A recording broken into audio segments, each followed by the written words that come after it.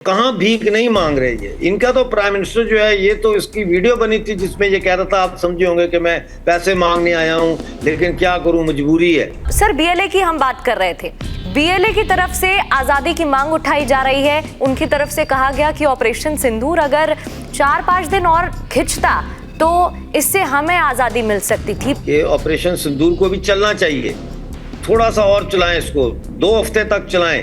तो फिर क्योंकि 12 कोर जो थी पाकिस्तान मिलिट्री की जो बलूचिस्तान में है, वो उतर आई थी वहां से। पीओके की कई वीडियोस भी वायरल हुई हैं जो इस बात का सबूत है। समझ में आता है कि पाकिस्तान चौतरफा कैसे घिरा है। और इतना ही नहीं, हम अभी बीएलए की बात कर रहे थे। टीटीपी और बीएलए के दरमियान अब कोई स्ट्रेटेजिक अलायंस होगा, आइडियोलॉजिकल अलायंस तो नहीं हो सकता, क्योंकि टीटीपी तो शरीयत मांगती है और बलोच सरमचार जो है वो बिल्कुल सेकुलर हैं। पाकिस्तान की फौज दुनिया की वाहिद फौज है कि जहां जंग हारने के बाद जर्नैलों की प्रमोशन हो जाती है। पीओजे के लोग ऑलरेडी पाकिस्तान से तो नफरत बहुत करते हैं। उसका सबूत मैं आपको 2 मिसालें दे देता हूँ। एक तो ये कि पाकिस्तानी आर्मी को ये इंस्ट्रक्शंस हैं कि वो यूनिफॉर्म में बाजार नहीं जाएंगे पीओजे के, और गिलगित बल्तिस्तान में भी तो वो सादा कपड़ों में जाते हैं, इतनी तो उनकी जरूरत नहीं है। ठीक है। दूसरी मिसाल ये दे देता हूँ कि पीओजे में पाकिस्तान का झंडा लेकर आप बाहर नहीं जा सकते। मोटर बाइक पे या अपनी गाड़ी पे आप पाकिस्तान का झंडा नहीं लगा सकते। आज़ादी के नारे लगते हैं वहाँ। ये जो दहशतगर्दी है उसके पीछे वर्दी है। हम क्या मांगे, आज़ादी, इसके नारे लगते हैं। नमस्कार, बहुत बहुत स्वागत है आप सभी का रिपब्लिक भारत के डिजिटल प्लेटफॉर्म पर। वो प्लेटफॉर्म जहां हम कई वीडियोस आपके लिए लेकर आते हैं और कोशिश करते हैं कि हर उस मुद्दे पर बातचीत हो जो आपसे जुड़ा हुआ है। आज हमारे साथ खास मेहमान जुड़े हुए हैं, ह्यूमन एक्टिविस्ट हैं। सर, सबसे पहले तो मैं समझना चाहूंगी, ऑपरेशन सिंदूर के बाद भारत ने पाकिस्तान को नो डाउट घुटने पर ला दिया है, लेकिन पाकिस्तान अपनी हरकतों से बाज नहीं आता है। कभी वो टर्की जा रहा है, कभी अजरबैजान जा रहा है, कभी ईरान जा रहा है, अभी भी मदद की भीख लगातार मांग रहा है। जी बिल्कुल, ये पाकिस्तान ने तो बनाई भीख के नतीजे में था। इन्होंने भीख मांगी कि पाकिस्तान दे दो, पाकिस्तान दे दो। अंग्रेज बनाना चाहते थे, उन्होंने कहा हमें और क्या चाहिए, तो उन्होंने दे दिया। उसके बाद इन्होंने भीख मांगी, गांधी जी ने इनको करोड़ों रुपया दिया, वो भीख मांगी। फिर जिन्ना ने पहली दफ़ा अमेरिका से $1 बिलियन का कर्जा लिया, वो भी भीख थी। कब भीख नहीं मांगी पाकिस्तान ने। ये भीख पर और लूट मार पर चलने वाला देश है, बल्कि देश नहीं है ये एक माफिया है। आप देखिए कि इन्होंने 22 अक्टूबर 1947 को जम्मू कश्मीर की रियासत पे हमला किया और उसके बाद से अब तक ये जो सो कॉल्ड आज़ाद कश्मीर और गिलगित बल्तिस्तान का इलाका है, यहाँ लूट मार का एक बाजार पिछले 77-78 साल से जारी है। पीओजे से ये हमारे जंगल की लकड़ी 42% फॉरेस्ट था हमारा, आज वो 14% से भी कम हो गया। सारी लकड़ी ये फौज और इनके जो हवारी हैं ये काट के हमारे जंगलात लकड़ी चोरी करके लेके जाते हैं। रोजाना की बुनियाद पे ट्रकों के ट्रक जाते हैं। 3 बिलियन रुपीस की हमारी सालाना हर्ब्स चोरी करके ये ले जाते हैं, हमें कोई उसका रेवेन्यू नहीं देते। पानी हमारा चोरी करते हैं और हमारे पानियों के ऊपर डैम बना के उससे पैदा होने वाली बिजली को पहले ये पाकिस्तान के नेशनल ग्रिड में लेके जाते हैं, फिर 3-3, 4-4 गुना महंगी करके हमें वही हमारी ही पानी से पैदा की हुई बिजली बेचते हैं। जी। गिलगित बल्तिस्तान में जो है यही सूरत हाल है। तो उसके बाद इन्होंने 28 मार्च 1948 को बलूचिस्तान पे हमला करके उस पर कब्जा किया। वहाँ का तेल, गैस, वहाँ की जो गोल्ड है, कॉपर है और जो बाकी उनकी मादनियात हैं वो लूट रहे हैं। मार्बल लूटते हैं, ग्रेनाइट, हर चीज लूटते हैं। ट्रकों के ट्रक, रोज ट्रक आ रहे हैं वहाँ से 77 सालों से, ये नहीं कि कल शुरू हुए हैं। तो इसी तरह से जो सिंध है, सिंध का जो पोर्ट है कराची, कासिम पोर्ट और ये सारा, इसका भी वो इतना पैसा कमाते हैं लेकिन कुछ भी नहीं देते सिंध को। तो कहाँ लूट मार नहीं कर रही है और कहाँ भीख नहीं मांग रही है। इनका तो प्राइम मिनिस्टर जो है, ये तो इसकी वीडियो बनी थी जिसमें ये कह रहा था, आप समझे होंगे कि मैं पैसे मांगने आया हूँ लेकिन क्या करूँ, मजबूरी है। तो ये एक भीखमंगा मुल्क है। इनके देखें ना, कोई भी देश होता है उसके पास एक कॉटेज इंडस्ट्री होती है जी। कॉटेज इंडस्ट्री की फाउंडेशन पे स्मॉल इंडस्ट्री, उसकी फाउंडेशन पर फिर मीडियम इंडस्ट्री, फिर हैवी इंडस्ट्री लगती है, फिर दूसरा एग्रीकल्चर होता है सेक्टर, उसको भी आप इंडस्ट्रियलाइज करते हैं, मशीनरी इंट्रोड्यूस करते हैं, पैदावार को बढ़ाते हैं, फिर आप कनेक्टिविटी के लिए सड़कें बनाते हैं। इन्होंने तो ऐसा कुछ नहीं किया। इन्होंने अपने अवाम का भी खून निचोड़ा और जो जिन पे कब्जा किया उनका भी खून निचोड़ा, और किया इन्होंने पैदा क्या किया, मैन्युफैक्चर सुसाइड बॉम्बर्स, आतंकवाद, ये इनकी मैन्युफैक्चरिंग। बिल्कुल, और सर कहते हैं ना, जैसी करनी वैसी भरनी, अपने कर्मों का फल इनको मिल रहा है और बार बार मिलेगा अगर ये सुधरेंगे नहीं। सर बीएलए की हम बात कर रहे थे, बीएलए की तरफ से आजादी की मांग उठाई जा रही है। उनकी तरफ से कहा गया कि ऑपरेशन सिंदूर अगर 4-5 दिन और खिंचता तो इससे हमें आजादी मिल सकती थी, पाकिस्तान को और गहरा नुकसान पहुंचाया जा सकता था, और अब अगर हमारी कोई मदद कर सकता है तो वो प्रधानमंत्री नरेंद्र मोदी ही हैं। इसमें तो कोई शक नहीं है। मैं खुद ये कह रहा था और आपके चैनल पे अर्नाब गोस्वामी जी के शो में मैंने ये कहा था कि ऑपरेशन सिंदूर को भी चलना चाहिए, थोड़ा सा और चलाएं, इसको 2 हफ्ते तक चलाएं।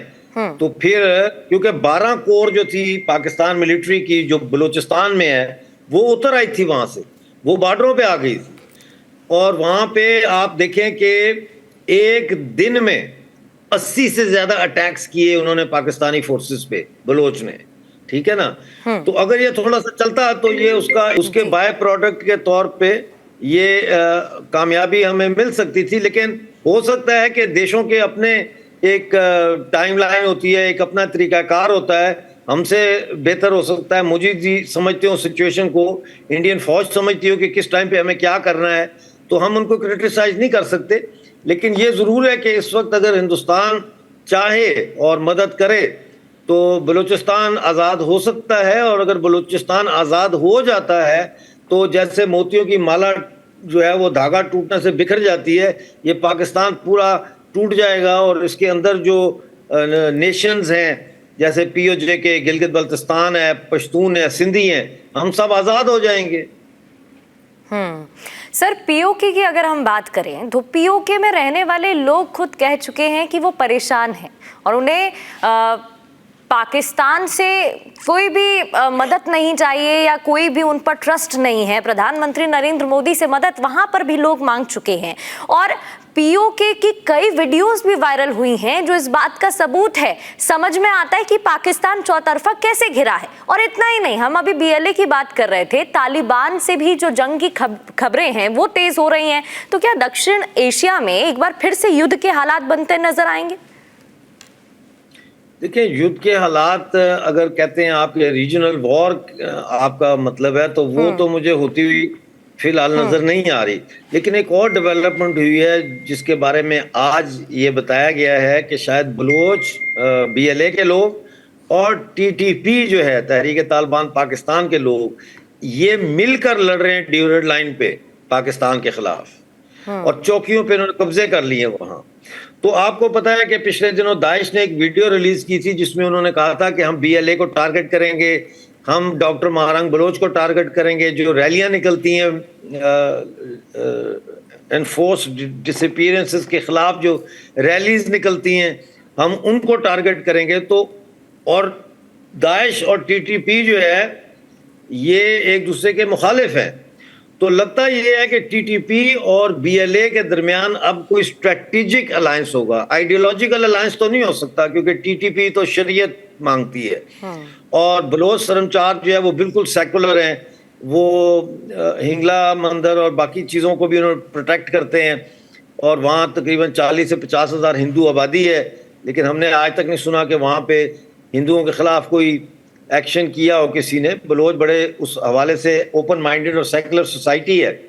तो लेकिन इनका स्ट्रेटेजिक अलायंस पाकिस्तान के खिलाफ अब बनता हुआ मुझे दिख रहा है। जी, भारत में ही रहने वाले कई लोगों के मिले जुले कमेंट सोशल मीडिया पर सामने आए, ओपिनियन सामने आए। उन्होंने कहा कि पाकिस्तान में इस तरीके से जो अटैक किया गया वो शायद ठीक नहीं था, वो पाकिस्तान का रवैया है, हम उसे अपना नहीं सकते हैं।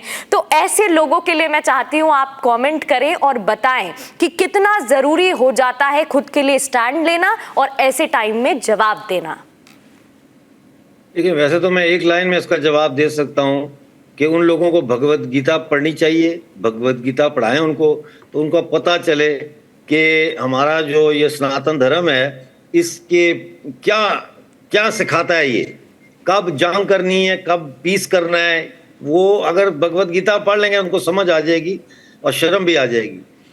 जहां तक बात है ऑपरेशन सिंदूर की, तो इससे सिर्फ कोई ये हिंदुस्तान के लोग नहीं खुश हुए, बल्कि पाकिस्तान के अंदर भी आप हैरान होंगी कि पंजाब जिसके खिलाफ हम लड़ रहे हैं वहां की जनता में भी एक खुशी की लहर दौड़ी थी कि ठीक है इनको सबक सिखाएं। और वीडियोस वायरल हुई थी जिसमें पंजाबी कह रहे थे कि मारो, आओ मारो इनको पाकिस्तानी फौज को, कि इसने हमारा जीना हराम किया हुआ है। सिंध के लोग कह रहे थे, मैं आपको बता रहा हूं, सिंध के एक लीडर हैं, उनका नाम है बशीर नवीद। बशीर नवीद जो है इंटरनेशनल ह्यूमन राइट काउंसिल के सीईओ हैं और सिंधी हैं। वो कह रहे थे कि अगर इंडिया की फौज सिंध में आ जाती है तो हम उनको फूलों के हार चढ़ाएंगे। तो अब पीछे क्या रह गया जी? मतलब है ये सब प्रोपेगेंडा पाकिस्तानी टीवी की स्क्रीन तक महदूद है कि जी ओ हम जीत गए और पता नहीं ये कर दिया और वो कर दिया। अवाम से जाके पूछो ना, अवाम क्या कहती है।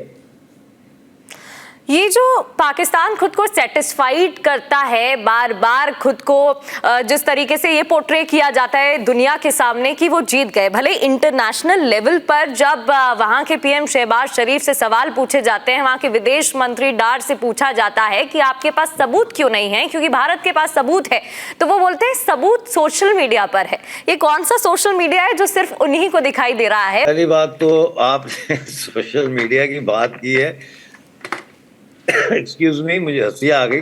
तो वो सोशल मीडिया आईएसपीआर का सोशल मीडिया है, वो इनका अपना जो फौज का सोशल मीडिया है, झूठ बोलने वाला जो भोंपू है वो है। और कहाँ है, कौन सा दुनिया का डिफेंस मिनिस्टर कहता है कि जी हमने उनके जहाज गिराए हैं, वो पूछे एविडेंस दें। स्काई पे इंटरव्यू दे रहा है, ये नहीं कि ऐसे वैसे पे। तो कह रहा है सोशल मीडिया पे मौजूद है, देख ले मन जाके। भाई तू अगर तूने गिराया तो फोटोग्राफिक एविडेंस लेके आ, सैटेलाइट एविडेंस लेके आ, वो दिखा उसको। तो कोई चीज नहीं थी। और दूसरी जो आपने बात की है उस पर भी हंसी बनती है। ये अपने आप को उन्होंने कहा फील्ड मार्शल, मैंने उसका नाम रखा है फील्ड मार्शल। पाकिस्तान की फौज दुनिया की वाहिद फौज है कि जहां जंग हारने के बाद जर्नलों की प्रमोशन हो जाती है। आप ये देखिए कि जनरल टिक्का खान, जिसको बुचर ऑफ बंगाल कहते हैं, जिसने ऑपरेशन सर्चलाइट मार्च 1971 में ईस्ट पाकिस्तान जब था तो वहां किया था, लाखों बंगाली मार दिए। फिर जंग हुई, 93,000 फौजी हथियार डालते हैं भारत के आगे, टिक्का खान आ जाता है वापस पाकिस्तान और उसको क्या नाम में मिलता है, उसको बना देते हैं पंजाब का गवर्नर। तो ये पाकिस्तानी फौज दुनिया की वाहिद फौज है जिसको जंग हारने पे इनके जर्नलों को प्रमोशन मिलती है। जी बिल्कुल। और आज एक वीडियो भी सामने आया है, क्योंकि देखिए जब शुरुआत हुई थी तो एक बैठक हुई थी सीसीएस की और 5 बड़े डिसीजन लिए गए थे और सबसे इम्पोर्टेंट था इंडस वाटर ट्रीटी को लेकर जो डिसीजन लिया गया स्थगित करने का। अब आज एक वीडियो आया है, कराची एयरपोर्ट का ये वीडियो बताया जा रहा है। हिना एक्ट्रेस है वहाँ की और वो खुद शिकायत कर रही हैं कि पानी नहीं है, हाल बेहाल है, लेकिन उसके बावजूद जो वहाँ के टॉप लीडर्स हैं वो यही कोशिश करते हैं कि दिखाया जाए कि हमें कोई परेशानी ही नहीं है। एक तरफ आप बता रहे हैं आपको कोई परेशानी नहीं है और दूसरी ओर आप किस तरीके से खौफ में थे वो आपके एक्शंस बताते हैं। बोलते हैं action speak louder than words, और आपके एक्शन खुद साबित कर देते हैं उस बात को। आप कभी यहाँ जा रहे हैं, आप कभी वहां जा रहे हैं, क्योंकि आपको पता है आप उतने केपेबल ही नहीं है शायद, कि आप में उतनी क्षमता नहीं है कि आप भारत के सामने टिक पाते। देखें प्रकृति, बात यह है कि कराची के नलों में पानी नहीं है, इसका तो इंडस वाटर ट्रीटी से कोई ताल्लुक नहीं है, क्योंकि वहां तो पानी का जो क्राइसिस है वो तकरीबन 40 साल से चल रहा है, कोई आज का वो नहीं है। और वहां पे एक टैंकर माफिया है जो पानी के टैंकर होते हैं, और वो सारा पानी का टैंकर माफिया जो है वहाँ के कोर कमांडर के कंट्रोल में, और फौज पैसा बनाती है। यानी आपके मोहल्ले में जब टैंकर आता है तो आपको खरीदना पड़ता है पानी, ठीक है ना। तो वो बहुत प्रॉफिटेबल बिजनेस है और वो ये चला रहे हैं। इसीलिए वो लोगों को जो पानी मिलना चाहिए फ्री में नलके से, नल से आना चाहिए, वो बंद किया हुआ है, वो नहीं आता। आप टैंकर ले लो, बस खत्म होगी बात। दूसरी बात ये है कि इंडस वाटर ट्रीटी जी। को एबियंस में डालने से वहां के किसान को तो कोई नुकसान नहीं, उस बेचारे के पास तो पहले ही पानी नहीं है, वो तो बारानी जमीनें या ट्यूबवेल लगे हुए हैं या दरिया आता है तो वो इतना सैलाब आता है वहां पे, कई सालों से आ रहे हैं सैलाब कि खड़ी फसलें तबाह हो जाती हैं। मुझे तो वहां के किसानों पे हैरत होती है, जब उनको पता है कि सैलाब आना है तो फसल बोते क्यों हो, कोई और काम करो। जब सरकार तुम्हारे लिए फ्लड मैनेजमेंट नहीं कर रही, डिजास्टर मैनेजमेंट अथॉरिटी जब किसानों के साथ जो डिजास्टर फ्लड डिजास्टर होते हैं उसके लिए कोई उसका हल नहीं निकाल रही, why are you you know sowing crops. दूसरी बात, इसका जो नुकसान है इंडस वाटर ट्रीटी की एबेंस में जाने से जो नुकसान है वो पाकिस्तानी फौज को होगा। पूछो कैसे? वो ऐसे कि पाकिस्तान का सबसे बड़ा जो जागीरदार है, लैंडलॉर्ड है, वो पाकिस्तान की फौज है जिसने लाखों एकड़ जमीन पे कब्जा किया हुआ है, लाखों एकड़ जमीन पे कब्जा किया है, और उनको पानी मिलता है तो ये पानी उनका बंद होगा तो ये अच्छी बात है। और तीसरी चीज वो ये है कि इन्होंने अब इंडस रिवर से 5 कैनाल्स और एक सतलज रिवर से एक कैनाल सिंध से में पानी आने से पहले पंजाब में निकाल रहे हैं ये, ताकि ये चोलिस्तान के डेजर्ट में जो फौज की जमीनें हैं एग्रीकल्चरल लैंड उसको पानी दे सकें। उसके ऊपर 3 हफ्ते हो चुके हैं, पूरा सिंध प्रोटेस्ट कर रहा है, बंद पड़ा हुआ सिंध। तो पानी का जो मसला है, मैं समझता हूं कि बड़ा इमोशनल हो जाता है कि जी पानी तो खुदा की देन है, पानी तो अल्लाह का है, भगवान का है, पानी बंद कर देना ये वो, प्यासे को पानी पिलाना चाहिए। लेकिन प्यासा पूरी कौम प्यासी है पाकिस्तान की, इनको तो 40 साल से आपने पानी नहीं दिया, उस वक्त आपको पानी की समझ नहीं आई। आज जो इंडस वाटर ट्रीटी की वजह से मसला पैदा हुआ है वो फौज को हुआ है। ये बात समझने वाली है। देखे ना, गिलगित बल्तिस्तान में पानी नहीं है नलों में, औरतें सड़कों पे प्रोटेस्ट कर रही हैं कि पानी नहीं है, बिजली नहीं है। पीओके को लेकर डिफेंस मिनिस्टर राजनाथ सिंह का आज बयान सामने आया। इससे पहले भी वो क्लियर कर चुके हैं और आज भी उन्होंने एक बार फिर से बात दोहराई है कि पीओके हम वापस लेकर रहेंगे। लेकिन क्या ये इतना आसान होगा? बहुत चैलेंजिंग अपने आप में हो जाता है। क्या जंग ही समाधान है? पीओजे के लोग ऑलरेडी पाकिस्तान से तो नफरत बहुत करते हैं। उसका सबूत मैं आपको 2 मिसालें दे देता हूँ। एक तो ये कि पाकिस्तानी आर्मी को ये इंस्ट्रक्शंस हैं कि वो यूनिफॉर्म में बाजार नहीं जाएंगे पीओजे में, और गिलगित बल्तिस्तान में भी तो वो सादा कपड़ों में जाते हैं, इतनी तो उनकी जरूरत नहीं है। ठीक है। दूसरी मिसाल ये दे देता हूँ कि पीओजे में पाकिस्तान का झंडा लेकर आप बाहर नहीं जा सकते, मोटर बाइक पे या अपनी गाड़ी पे आप पाकिस्तान का झंडा नहीं लगा सकते। हाँ, 14 अगस्त होता है या कोई और डे होता है तो जो नेशनल पाकिस्तान का डे होता है उस पर सरकारी सतह पे चूंकि वो मनाया जा रहा होता है तो वो अपने चमचे कच्चे इकट्ठे एक जुलूस में पाकिस्तान के झंडे निकाल के ले आते हैं और वो लगाते हैं, वो रैली कर लेते हैं, वो एक अलग चीज है। लेकिन generally speaking, if you see a Pakistani flag flying over a bridge और anything, within 2 hours it will be taken off by the public। तो आजादी के नारे लगते हैं वहां, ये जो दहशतगर्दी है इसके पीछे वर्दी है, हम क्या मांगे आजादी, इसके नारे लगते हैं। पीओजे में जाके कोई बात करके, पब्लिक में बात करके, असेंबली में तो बात करना बड़ा आसान है, वहां तो आपको पुलिस की प्रोटेक्शन है, फौज की प्रोटेक्शन है। आप मुझे जाके दिखाएं किसी मोहल्ले में किसी गली में खड़े होकर के पाकिस्तान जिंदाबाद, तब मानूं मैं आपको। तो वो एक चीज हो। अब जो काम होने वाला है, जो करने वाला है, वो हम लोगों का है, जो पीओजे के लोग हैं, कि हम कैसे पब्लिक ओपिनियन जो है उसको डिसाइसिवली इस तरफ लेके आए कि now is the time to come out on the streets and instead of making demands for rice and flour and water and electricity, only one point agenda, reunification of POJ and Gilgit Baltistan with mother India. बिल्कुल, बहुत महत्वपूर्ण हो जाता है। हो जाएगा तो खत्म होगी कहानी, फौजों की जरूरत नहीं है। सर, पाकिस्तान के ही एक नेता हैं अल्ताफ हुसैन, उनका एक बयान सामने आया है। उन्होंने भारत और मोदी से मदद मांगी है और उनका कहना है कि जब विभाजन हुआ था तो उस वक्त वो पाकिस्तान चले गए थे और ये मुस्लिम हैं और उन मुस्लिमों को अभी तक मान्यता नहीं मिल पाई है जो विभाजन के समय तो वहां गए थे, लेकिन अभी भी ऐसे कई लोग हैं, चाहे हिंदुओं की बात करें, माइनॉरिटीज की बात करें, जो अपने राइट्स को लेकर आवाज उठा रहे हैं, लेकिन अभी तक उसका समाधान नहीं हुआ है। ये उन्होंने अपने लाइव खिताब में कहा है जी, ये 26 तारीख को उन्होंने कहा है कि मैं भारतीय वजीर आज़म नरेंद्र मोदी को कोई ख़त नहीं लिखा था, बल्कि अपने लाइव खिताब में नरेंद्र मोदी साहब को मुखातिब किया था, जिसे मोदी साहब के नाम पर मेरा ख़त समझा गया। तो उन्होंने लिखा है, अपने इसमें सारी तफसीर उन्होंने बयान की है। उन्होंने ये कहा है कि